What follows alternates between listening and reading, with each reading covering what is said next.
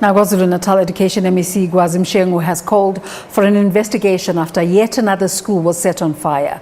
Bambazi High School in Bergville was destroyed by a fire yesterday. The incident comes amid a series of incidents in Gauteng where schools were gutted, especially in the Pretoria area during the lockdown period. It's unclear why schools are being targeted. But for more on the latest incident, we're joined via Skype from Kwazulu-Natal by Education MEC Kwazi Mshengu. Mr. Mshengu, a very good morning. What do you know about the incident? Well, good morning to you and to the viewers of SABC.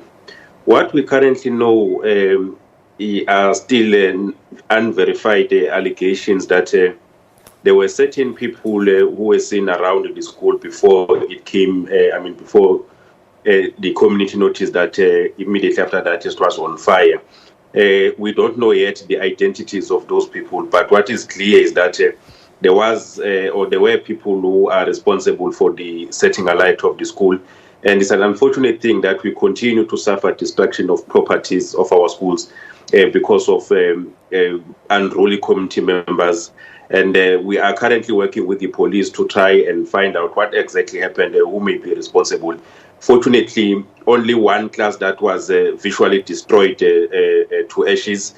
The other ones were able to be saved by the fire extinguishers. And this will also mean now that we need to incur more costs to ensure that when learners resume schooling, there is no one who is disadvantaged because of this Thuggery Act. In Gauteng, there are allegations of a security firm whose contract to keep the school secure was not renewed. Have you had time to conduct any initial investigations in terms of where this could be coming from? Well, we have not conducted any thorough investigation. Safe to say, we would not want to rule out any possibility.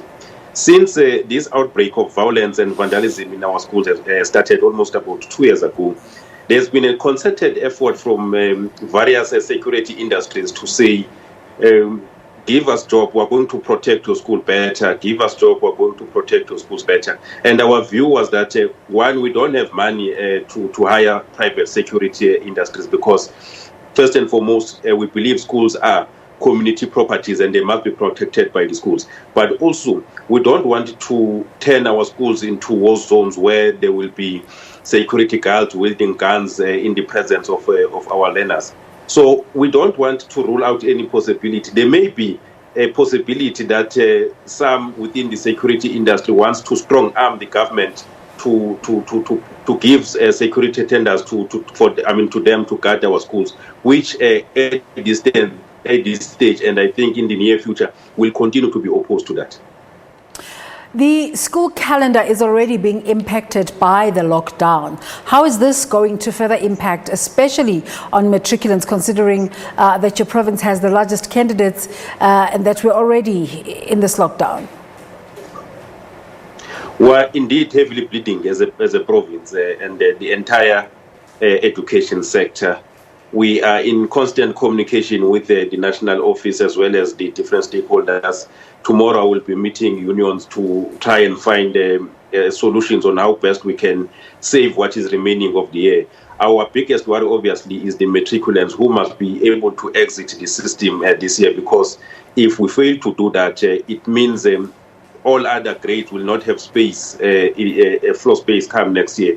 But also, we have also advanced the view as a province of Kwazulu-Natal, which was still obviously consulting, that in case, again, the lockdown is extended beyond April, we must be allowed to bring back matriculants to our schools, test them, test the teachers, and lock them in different boarding facilities of in our province, so that they continue with teaching and learning and be able to recover the time lost, such that at the end of the year they are able to write examinations well prepared as matriculants and be able to exit the system, as it were.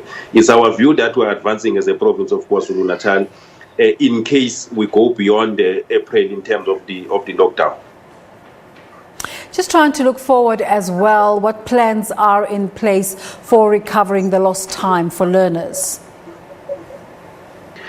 Currently, we are running a number of platforms, including radio lessons, visual classes. We have partnered also with Vodacom to use their e-schooling platforms. Yeah. But we are also engaging the unions to say when the schools resume, we must be able to take out some time, be it morning classes or evening classes, even weekend classes, to ensure that we cover the time lost, because we continue to lose a lot of teaching time. But this will also call us to restructure even the curriculum, such that we start focusing really on what is